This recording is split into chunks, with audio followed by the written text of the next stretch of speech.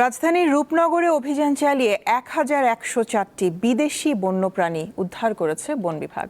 আটক করা হয়েছে একজনকে।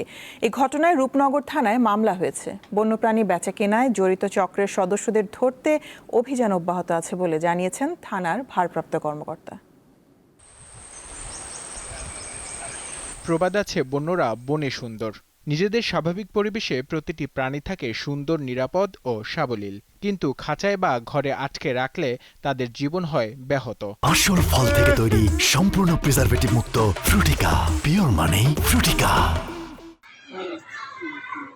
ঠিক এমন ঘটনাই ঘটেছে রাজধানীর মিরপুরের রূপনগর এলাকায়। কাজী সাজিদ উল্লাহ দস্তগীর নামে এক ব্যক্তি অনেকটা লোকচক্ষুর আড়ালে বিক্রির জন্য অনেকগুলো বন্যপ্রাণী আটকে রাখেন।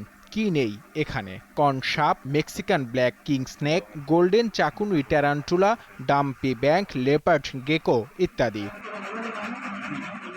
সম্প্রতি জাতীয় জরুরি সেবা 999-এর তথ্যের ভিত্তিতে অভিযান চালায় বন বিভাগের বন্যপ্রাণী অপরাধ দমন ইউনিট। এতে সহায়তা করে পরিবেশ বিষয়ক সংগঠন বাংলাদেশ ওয়াইল্ড লাইফ অ্যালায়েন্স।